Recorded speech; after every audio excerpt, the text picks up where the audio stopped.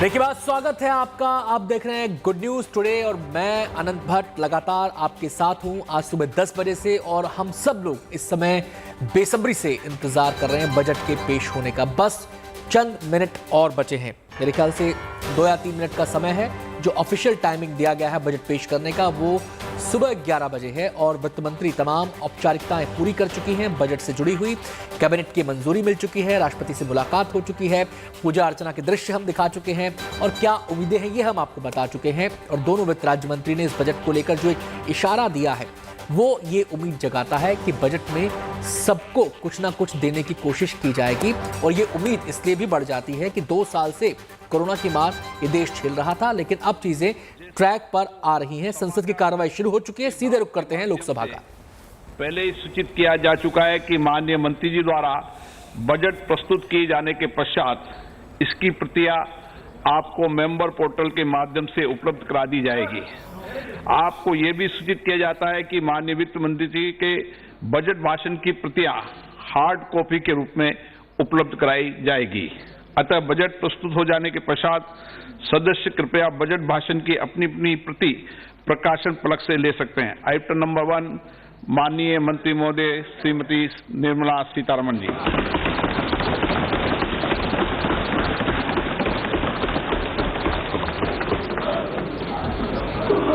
मंत्री जी आज digital budget पढ़ रही हैं।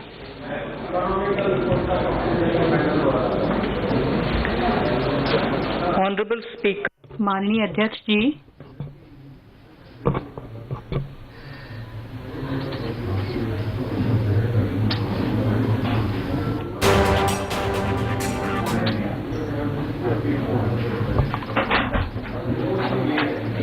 माननीय अध्यक्ष जी, मैं 2022-23 के लिए बजट प्रस्तुत करती हूँ।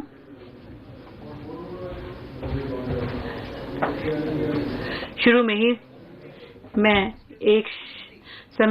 थोड़ा समय लेना चाहती हूँ।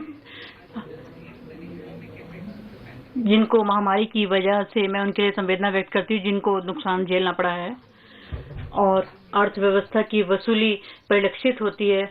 हमारी अर्थव्यवस्था जो है वो मजबूती से उभरी है। चालू वित्त वर्ष में 9.2% की दर से जो सभी अर्थव्यवस्थाएं हैं उसमें हमारी अर्थव्यवस्था भी एक का भी महत्वपूर्ण स्थान है। मैं मानती हूं कि ओमिक्रॉन की का हमने दंश झेल रहे हैं और इसके आगे जिस गति से और वैक्सीनेशन अभियान चलाया जा रहा है उससे काफी लाभ मिला है और इससे जो पिछले 2 वर्षों में काफी अधिक जो है सुधार हुआ है और हम इस चुनौती का सामना करने के लिए मजबूत स्थिति में हैं। मुझे पूरा विश्वास है कि सबके प्रयास से हम मजबूती से अपनी विकास यात्रा को जारी रखेंगे। माननीय अध्यक्ष जी, हम आजादी का अमृत महोत्सव मना रहे हैं और अमृत काल में प्रवेश कर चुके हैं। 25 वर्ष की लंबी यात्रा के बाद हम भारत 100 पर पहुंचेंगे। माननीय प्रधानमंत्री जी ने स्वतंत्रता दिवस के अपने भाषण में भारत 100 के दृष्टिकोण को निर्धारित किया है और अब हमारी सरकार का उद्देश्य अमृतकाल में निर्धारित लक्ष्य को प्राप्त करके उस दृष्टिकोण को पूरा करना है।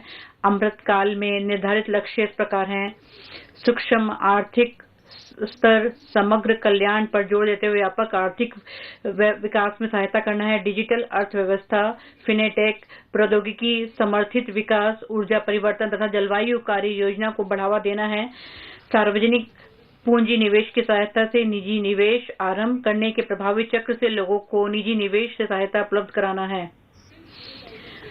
वर्ष 2014 से हमारी सरकार नागरिकों, विशेष रूप से गरीबी तथा हाशिए पर रह रहे लोगों को सशक्त बनाने पर जोर देती रही है। इन उपायों से उन कार्यक्रमों को शामिल किया गया जिसमें लोगों को घर, बिजली, रसोई गैस तथा पानी मिला है। वित्तीय समावेशन तथा प्रत्यक्ष लाभ अंतरण को सुनिश्चित करने के लिए भी हमारे कार्यक्रम हैं। हम गरीबों की क्षमता को बढ़ाने के लिए सभी अवसरों का उपयोग करने के लिए प्रतिबद्ध हैं। हमारी सरकार मध्य वर्ग, जिनमें मध्यम आय के विभिन्न समूहों के व्यापक और विस्तृत वर्ग शामिल हैं को उनकी इच्छानुसार अवसरों का उपयोग करने के लिए उन्हें आवश्यक माहौल उपलब्ध कराने के लिए निरंतर प्रयासरत है।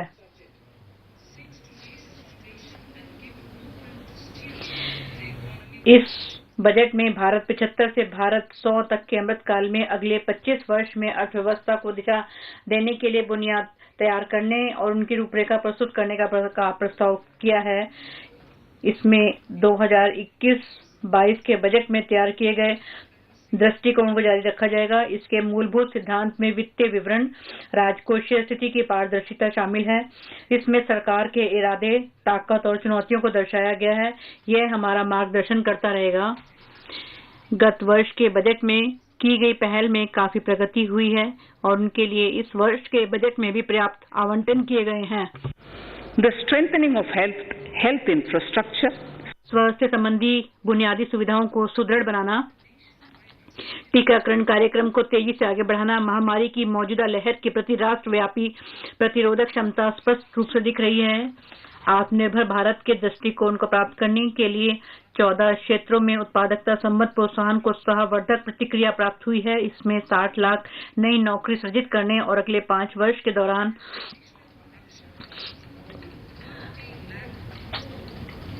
30 लाख अतिरिक्त नौकरी सृजित करने की क्षमता है।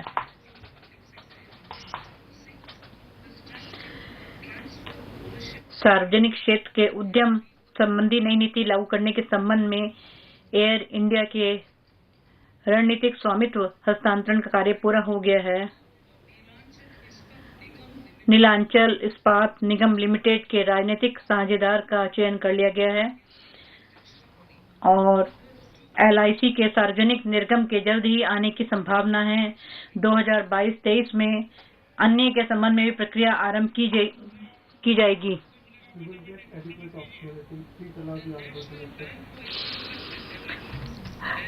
राष्ट्रीय अवसंरचना वित्त पोषण विकास बैंक नेफेड और राष्ट्रीय आस्ती पुनर्निर्माण कंपनी ने अपना कार्य शुरू कर दिया है। माननीय अध्यक्ष जी, बजट 2021-22 में सार्वजनिक निवेश या पूंजीगत व्यय के प्रावधान में बहुत अधिक वृद्धि की व्यवस्था की गई थी। पूरे वर्ष के दौरान माननीय प्रधानमंत्री जी ने इसके क्रियान्वयन का मार्गदर्शन किया है। इससे हमारे आर्थिक उत्थान को अत्यधिक लाभ मिलता रहा है।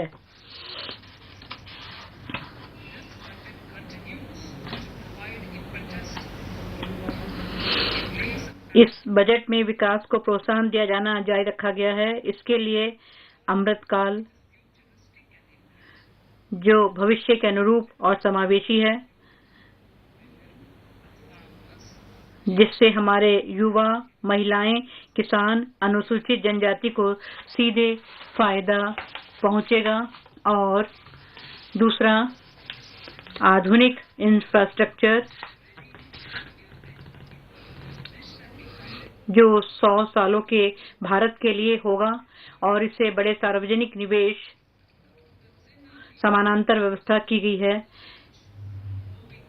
और इसे पीएम गति शक्ति द्वारा निर्देशित किया जाएगा। इसे बहुविध दृष्टिकोण के साथ समन्वय से फायदा होगा। इस समानांतर ट्रैक पर आगे बढ़ते हुए हम निम्नलिखित 4 प्राथमिकताएं निर्धारित करते हैं। पीएम गति शक्ति, समावेशी विकास, उत्पादकता में वृद्धि एवं निवेश, उदीयमान अवसर, ऊर्जा परिवर्तन और जलवायु कार्य योजना। और चौथा, निवेशों का वित्त पोषण।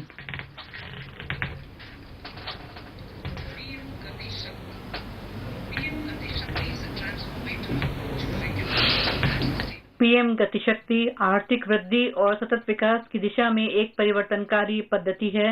इस पद्धति का संचालन 7 इंजनों से होता है, जो कि इस प्रकार है: सड़क, रेलवे, एयरपोर्ट्स, पत्तन, सार्वजनिक परिवहन, जलमार्ग और लॉजिस्टिक अवसंरचना।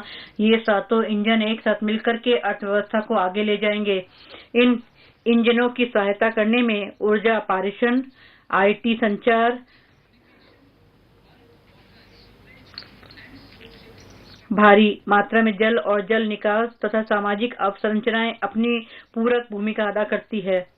अतः इस उपागम को सब स्वच्छ ऊर्जा और सबका प्रयास, जो कि केंद्र सरकार, राज्य सरकार और निजी क्षेत्रों का मिला जुला प्रयास होता है, ये शक्ति मिलती है जिसके परिणाम स्वरूप भारी तादाद में नौकरियां पैदा हो सकती हैं और सभी के लिए, विशेष तौर पर युवकों के लिए उद्यम के अवसर पैदा हो सकते हैं। पीएम गतिशक्ति राष्ट्रीय मास्टर योजना। पीएम गतिशक्ति राष्ट्रीय मास्टर योजना में आर्थिक परिवर्तन के साथ इंजन निर्बाध बहुविध कनेक्टिविटी और लॉजिस्टिक्स क्षमता दक्षता शक्ति है। इसमें गतिशक्ति मास्टर प्लान के अनुसार राज्य सरकारों द्वारा तैयार इंफ्रास्ट्रक्चर भी शामिल होंगे। इसका ध्यान प्लानिंग, नमूनमेशी तरीकों से वित्त पोषण, प्रौद्योगिकी के उपयोग और अधिक तेजी से क्रियान्वयन पर केंद्रित होगा। राष्ट्रीय इंफ्रास्ट्रक्चर पाइपलाइन में इन 7 इंजनों से संबंधित परियोजनाएं पीएम गतिशक्ति फ्रेमवर्क के साथ जोड़ी जाएंगी। मास्टर प्लान की खासियत विश्व स्तरीय आधुनिक इंफ्रास्ट्रक्चर और लोगों और वस्तुओं दोनों के मूवमेंट के विभिन्न माध्यमों, परियोजनाओं के लोकेशन के बीच लॉजिस्टिक्स समन्वय करना होगा।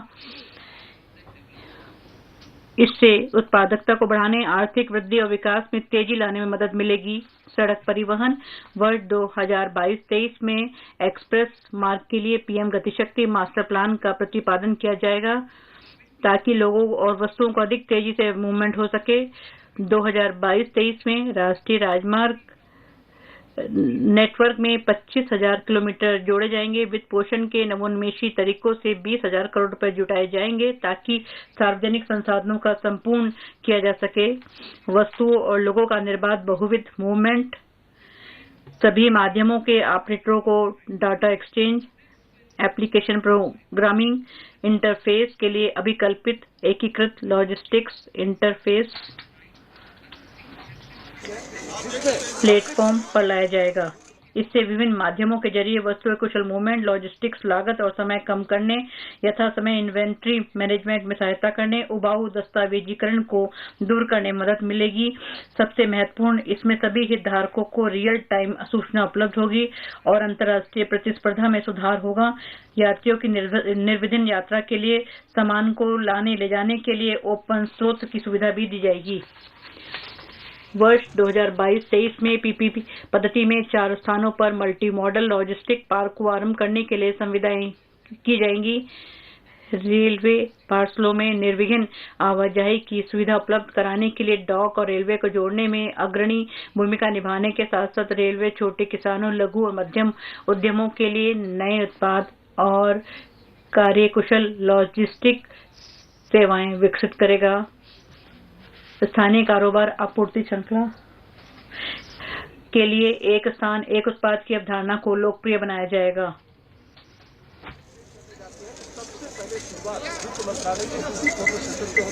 आत्मनिर्भर भारत के अंतर्गत वर्ष 2022-23 में 2000 किलोमीटर के नेटवर्क को कवच के अंतर्गत लाया जाएगा, जो कि सुरक्षा और क्षमता संवर्धन के लिए विश्व स्तर की स्वदेशी प्रौद्योगिकी है। अगले 3 वर्षों के दौरान 400 नई पीढ़ी की वंदे भारत रेलगाड़ियों का विकास और विनिर्माण किया जाएगा, जो कि ऊर्जा क्षमता और यात्रियों के सुखद अनुभव की दृष्टि से बेहतर होगा। अगले 3 वर्ष के दौरान मल्टी मॉडल लॉजिस्टिक्स सुविधाओं के लिए 100 पीएम गतिशक्ति कार्गो टर्मिनल्स तैयार किए जाएंगे।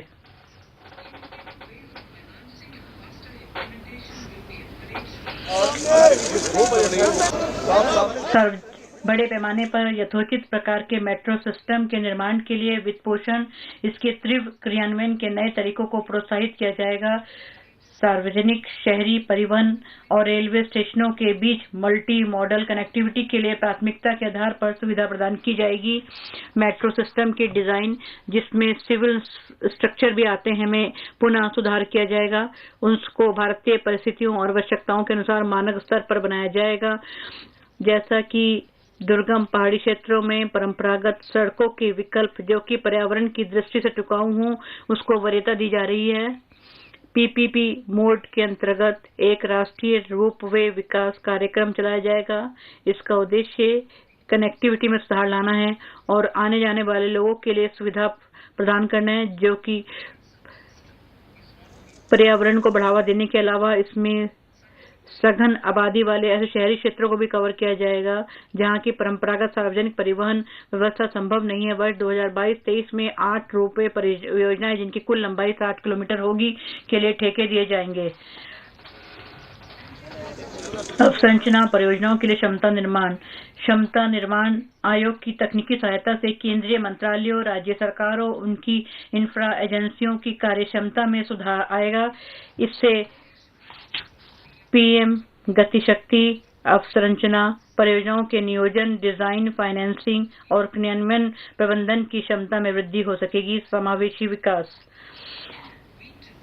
रबी 2021-22 में गेहूं की खरीद और खरीफ 2021-22 में धान की अनुमानित खरीद में 163 लाख किसानों से 1208 लाख मैट्रिक टन गेहूं और धान होगा।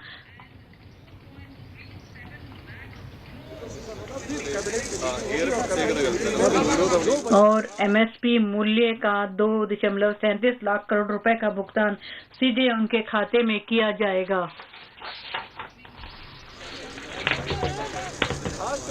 देश भर में रसायन मुक्त प्राकृतिक खेती को बढ़ावा दिया जाएगा, जिसके प्रथम चरण में गंगा नदी के 5 किलोमीटर चौड़े कॉरिडोर्स में आने वाले किसानों की जमीनों पर विशेष ध्यान दिया जाएगा।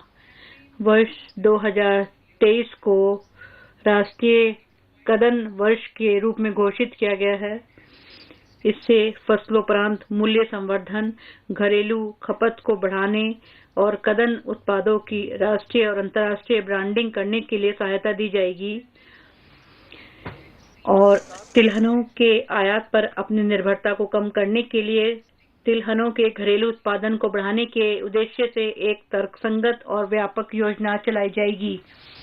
किसानों को डिजिटल और हाईटेक सेवाएं प्रदान करने के लिए पीपीपी मोड में एक योजना शुरू की जाएगी, जिसमें सार्वजनिक क्षेत्र के अनुसंधान और विस्तार संस्थानों के साथ साथ निजी एग्रीटेक प्लेयर्स और स्टेक होल्डर्स जो कि एग्री वैल्यू चेन के होंगे शामिल होंगे।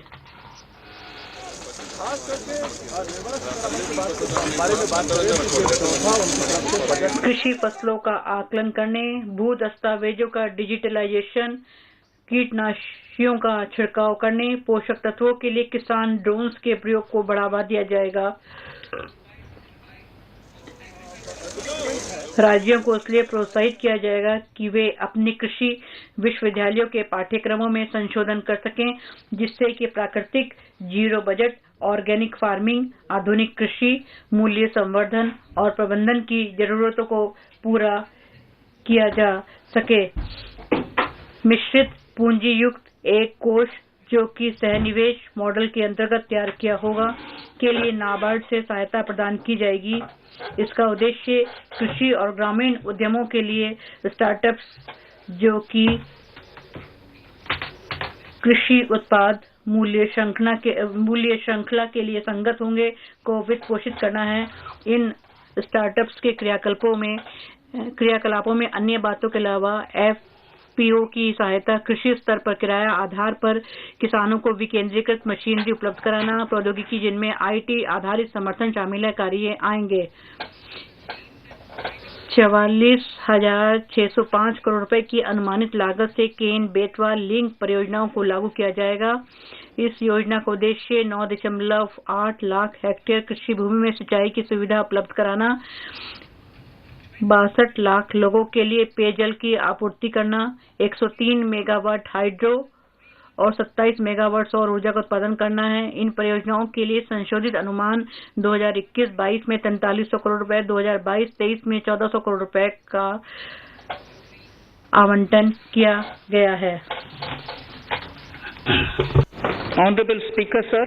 माननीय अध्यक्ष महोदय, ड्राफ्ट डीपीआर 5 रिवर लिंक्स दमन गंगा पिंजाल, पार तापी नर्मदा, गोदावरी कृष्णा, कृष्णा पेन्नार और पेन्नार कावेरी के ड्राफ्ट अंतिम रूप दे दिए गए हैं। एक बार लाभ अनुभोगी राज्यों में इस पर सहमति हो जाएगी तो केंद्र सरकार इनके कार्यान्वयन के लिए सहायता जारी करेगी।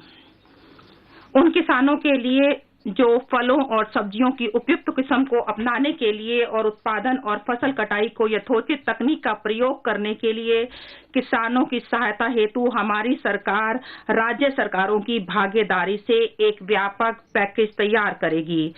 MSME उद्यम, ई-श्रम, NCS और असीम पोर्टल्स को आपस में जोड़ा जाएगा। इनके दायरे को भी बढ़ाया जाएगा। अब ऐसे पोर्टल के रूप में काम करेंगे जिनमें लाइव ऑर्गेनिक डेटाबेस होंगे और ये G2C, B2C और B2B सेवाएं प्रदान करेंगे। इन सेवाओं को क्रेडिट सुविधा, कौशल विकास और भर्ती से जोड़ा जाएगा और इनका उद्देश्य अर्थव्यवस्था को और अधिक सरल बनाना और सभी के लिए उद्यम परक अवसर बढ़ाना होगा। Emergency credit line guarantee scheme, इसके तहत 130 लाख से अधिक MSME को अत्यंत जरूरी और अतिरिक्त ऋण प्रदान किया जाएगा।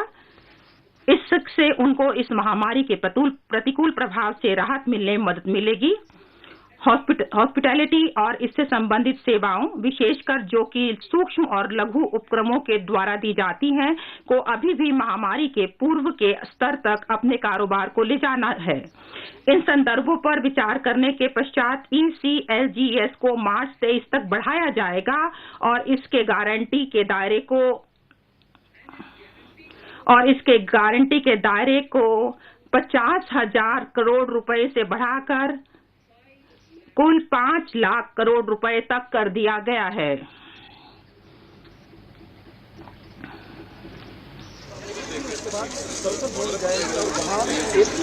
और जो हॉस्पिटैलिटी और इससे संबंधित उपक्रमों के लिए अनन्य रूप से अतिरिक्त सहायता प्रदान की जाएगी।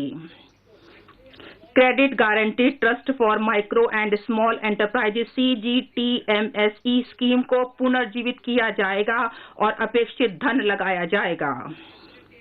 इससे 2 लाख करोड़ रुपए का अतिरिक्त ऋण प्रदान किया जाएगा। सूक्ष्म और लघु उद्यमों को और रोजगार के अवसर भी प्रदान किए जाएंगे।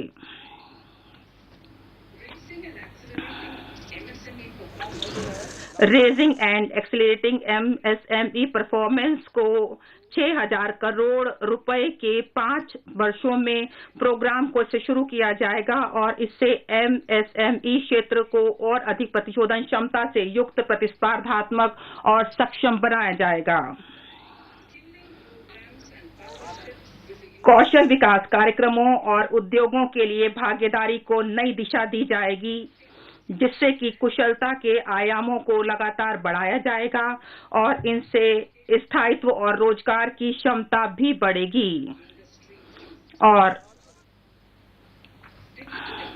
जहां तक digital ecosystem for skilling and livelihood EDHS tech E portal का सवाल है, इसको भी शुरू किया जाएगा।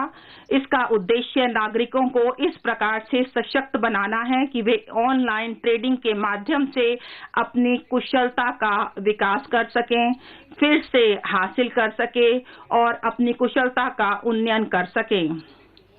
इसके तहत ड्रोन शक्ति को अलग अलग एप्लीकेशंस के माध्यम से सेवाओं के लिए तैयार किया जाएगा। जहां तक सारे राज्यों में कुछ ITI का संबंध है और उसके तहत अनेक अपेक्षित पाठ्यक्रमों को शुरू किया जाएगा। इस महामारी से बाध्य होकर स्कूल को बंद किए जाने के कारण हमारे बच्चे, विशेषकर ग्रामीण क्षेत्रों से आने वाले और जो अनुसूचित जातियों और अनुसूचित जनजातियों तथा अन्य पिछड़े वर्गों के हमारे छात्र हैं, उनको 2 वर्षों की औपचारिक शिक्षा से वंचित होना पड़ा। अधिकतर ये बच्चे सरकारी स्कूलों में पढ़ते हैं।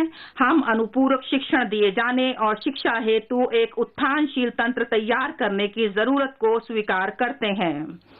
इस उद्देश्य से एक क्लास, एक टीवी चैनल कार्यक्रमों को 12 टीवी चैनलों से बढ़ाकर 200 टीवी चैनलों तक पहुंचाया जाएगा। इससे सभी राज्यों को अनुपूरक शिक्षा प्रदान करने में सहायता मिलेगी, जो क्षेत्रीय भाषाओं में 1 से लेकर 12 कक्षा तक छात्रों को उपलब्ध कराई जाएगी।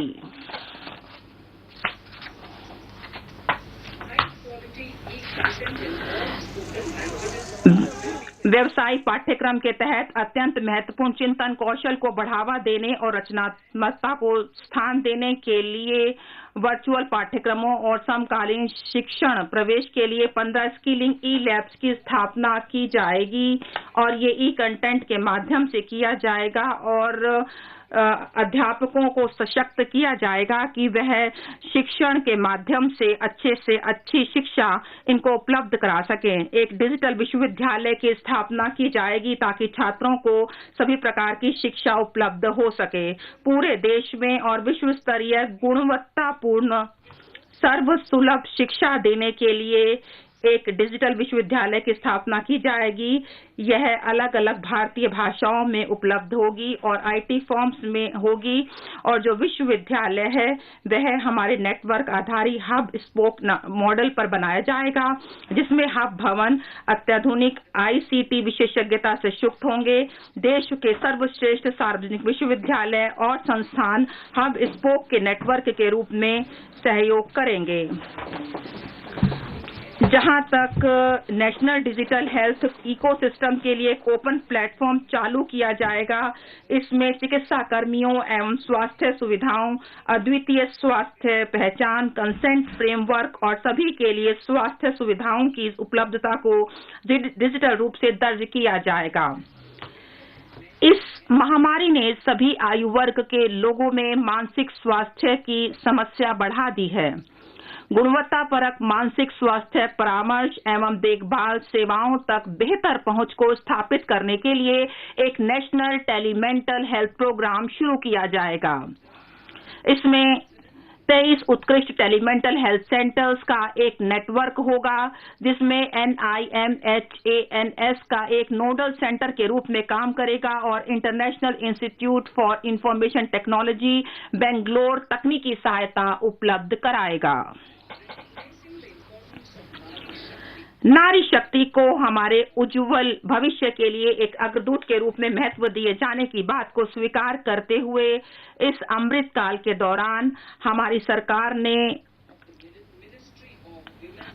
महिला एवं बाल कल्याण विकास मंत्रालय की योजनाओं को पुनर्जीवित किया है। तदनुसार 3 योजनाएं यथा मिशन शक्ति, मिशन वात्सल्य, सक्षम आंगनवाड़ी और पोषण 2.0 को शुरू किया जाएगा, जिससे कि महिलाओं और बच्चों को समेकित लाभ मिल सके। सक्षम आंगनवाड़ियां नई जनरेशन की आंगनवाड़ियां हैं, जिनके तहत बेहतर बुनियादी सुविधा और श्रव्य व दृश्य सहायता मौजूद है और उनको स्वच्छ ऊर्जा से संपन्न भी किया जाएगा ताकि बच्चों के प्रारंभिक विकास में सहायता मिल सके। 2 लाख आंगनबाड़ियों को सक्षम आंगनबाड़ी के रूप में उन्नत किया जाएगा। हर घर नल से जल के अंतर्गत इस समय 8.7 करोड़ परिवारों को कवर किया गया है, जिसमें 2 वर्षों से नल का पानी उपलब्ध करवाया गया है 5.5 करोड़ परिवारों को। 60,000 करोड़ रुपए का आवंटन किया गया है ताकि 3.8 करोड़ परिवारों को कवर किया जा सके 2022-2023 के दौरान। 2022-23 में 80 लाख मकान बनाए जाएंगे जो PM आवास योजना के अभिज्ञात व पात्र लाभ अनुभोगी होंगे। यह शहरी और ग्रामीण दोनों क्षेत्रों में किया जाएगा। 48,000 करोड़ रुपए का आवंटन इस उद्देश्य के लिए किया गया है। केंद्र सरकार शहरी क्षेत्रों में मध्यम आय वर्ग और आर्थिक रूप से कमजोर वर्गों के लिए सस्ते मकान को बढ़ावा देने के उद्देश्य से और जो भी गरीब लोग हैं शहरी क्षेत्रों में रह रहे हैं उनके लिए भी हम काम करेंगे। हम वित्तीय क्षेत्र के विनियामकों के साथ मिलकर काम करेंगे जिससे कि पूंजी सुलभ हो सके और मध्यस्थता पर आने वाले खर्च में कमी की जा सके। एक नई योजना prime ministers development initiative for north east region इस नाम की एक नई योजना चलाई जाएगी उत्तर पूर्व परिषद के माध्यम से। इसमें पीएम गति शक्ति की भावना के अनुरूप उत्तर पूर्व की जरूरत के अनुसार बुनियादी सुविधाओं और सामाजिक विकास की परियोजनाओं के लिए वित्त पोषण किया जाएगा। इससे युवकों और महिलाओं के अलग अलग क्षेत्रों में जो आजीविका संबंधी क्रियाकलाप हैं उनको सुलभ कराया जा सकेगा और अंतर को पाटा कहा जाएगा। और कोई भी केंद्र राज्य सरकार या हमारी जो केंद्र सरकार है यह वर्तमान योजनाओं का विकल्प नहीं होंगी, जबकि केंद्रीय मंत्रालय अपनी परियोजनाओं को ला सकते हैं। 1500 करोड़ रुपए का प्रारंभिक आवंटन किया जा रहा है। इन परियोजनाओं की प्रारंभिक सूची में अनुबंध 1 में जो कि मेरे अभिभाषण में दी गई हैं।